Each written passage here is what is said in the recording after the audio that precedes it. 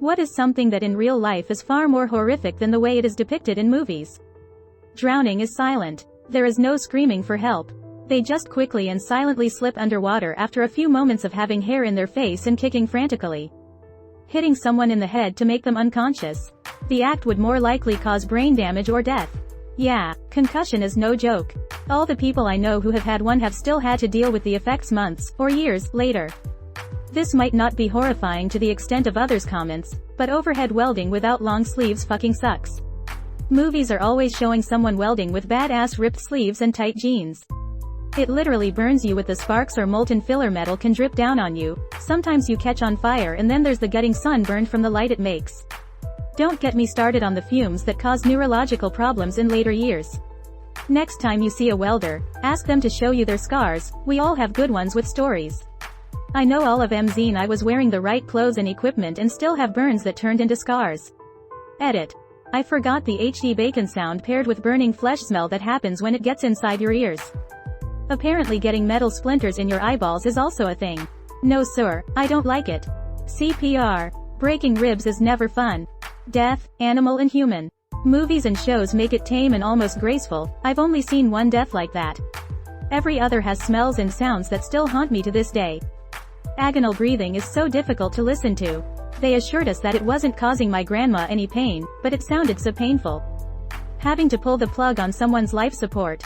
No one tells you that it can take upwards of a week for the body to finally give up if there's even remotely any activity in the brainstem. In this case there was minimal activity that was getting slower. So you think you have yourself prepped to let someone go, and instead you may have to watch their body wither and dehydrate before finally giving up. It's almost inhumane to watch. We wouldn't do that shit to pets. I can't believe that we do that to humans, to kids. I never want to have to go through that again, and I hope no one else has to experience it. We should absolutely be able to take a pill to die with dignity. I have never pulled someone off life support, but I watched my dad battle with pancreatic cancer for way longer than he should have. We all knew he wasn't going to get better, including him. My mom and I were just selfishly keeping him alive for as long as possible. He was either in horrible agony but awake, or so drugged up on pain meds he didn't know what was happening at all times. We've both learned from that experience. No CPR, no life support, no white knuckle holding on. When it's time, just take that pill and go. Gunshot wounds. In the movies, people just jump back up and keep on going like nothing happened. In real life there is typically a lot of screaming, if they're still conscious, puking, broken bones, limb paralysis, and even wetting, soiling of pants. For anything other than a simple flesh wound, it's not pretty.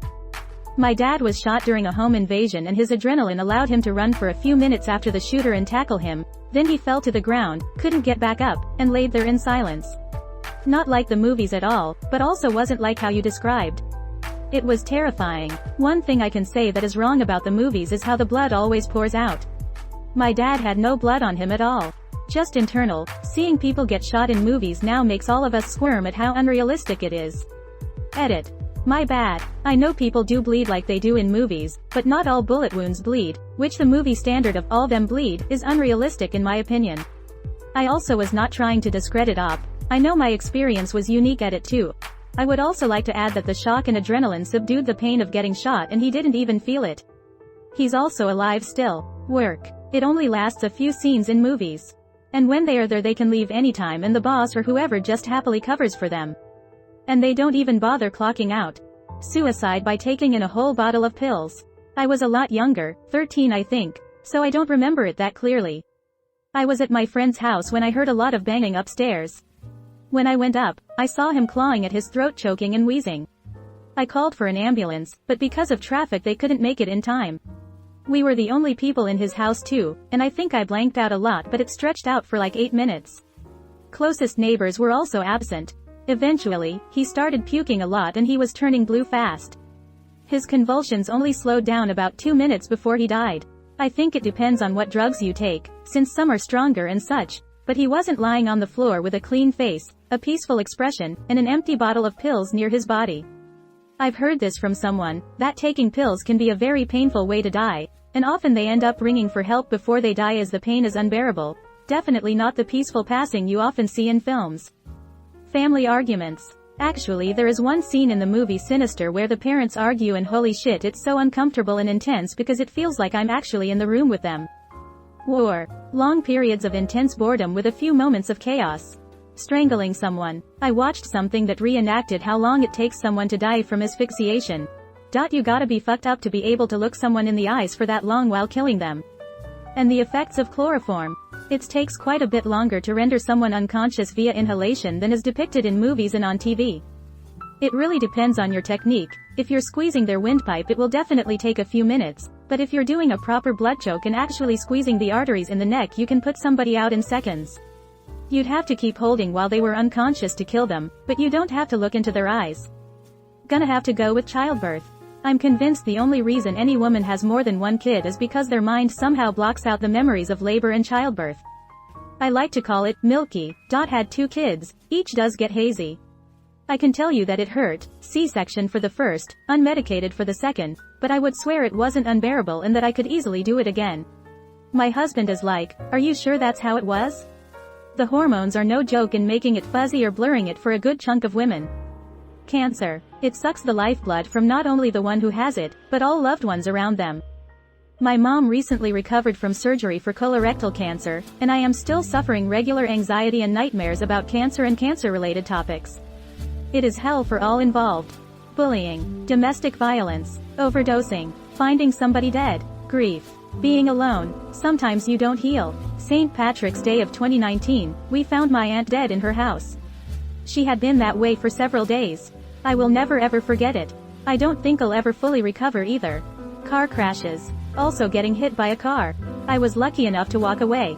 But in TV shows and movies all you see is someone going flying on contact with enough awareness to think about what is going on. The only thing I was thinking was, oh fuck. Death. I work in palliative care, and when I watch movies when a patient has a little head scarf on, pale, and they are saying goodbye and then they flatline is completely off. In real life, you deteriorate until you are bedbound, there's pain, you shrivel until you are a skeleton, you sleep so much until you don't wake up again, and then you remain that way for a few days, weeks. Then you get the death rattle. Your lungs sound like a wet crackle.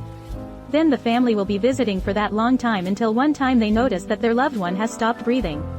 Or there is no family there and I realize they are not breathing. Or the roll of death. Staff will roll to change the person, and when they are rolled back onto their back they stop breathing. It's not pretty like the movies. Add on. One example. In movies everyone cries over the dead body and it's a beautiful moment, but I had one patient that had a stomach blockage and she only ate green jello for weeks. When moment she passed, all off the jello came back up and covered her head to toe. It was so traumatic for the husband and small kids to witness.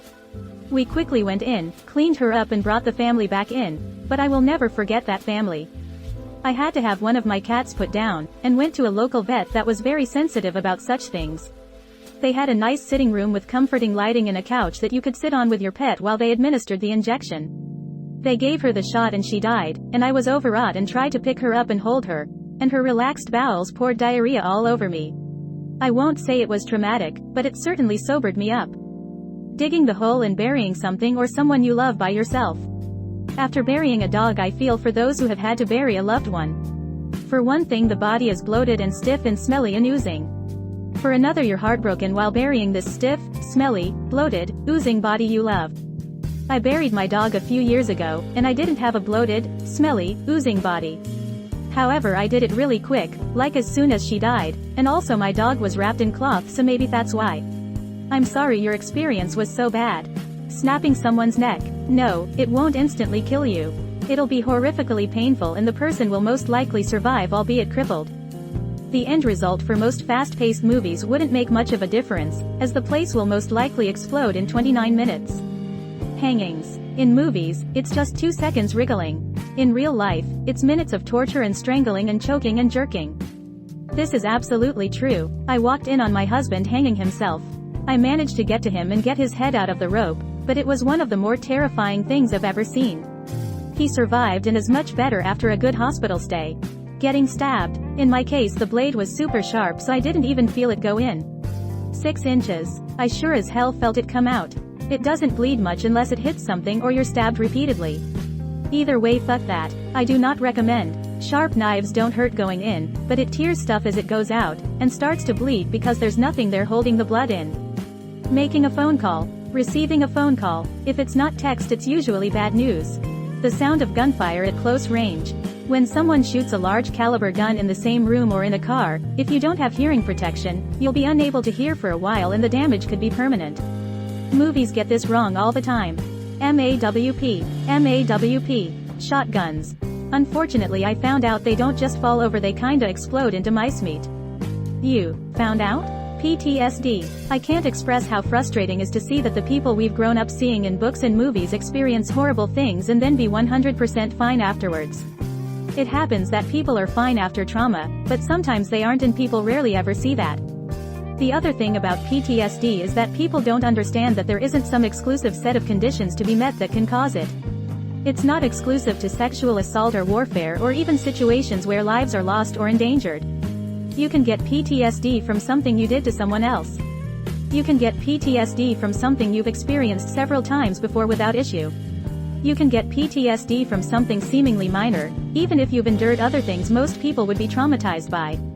You can have an event happen and not develop PTSD symptoms until years later, and then all of a sudden it's like the event just happened because it takes over your whole fucking life. PTSD is terrible. I'd wish it on nobody. Alzheimer's. No matter how it's portrayed in movies, there is nothing more horrific than seeing someone's mental capacity degrade and turn into a completely different person. Torture. Half the time in movies they just get punched a few times, but if you have ever seen people who have been tortured talk about it, it's much worse.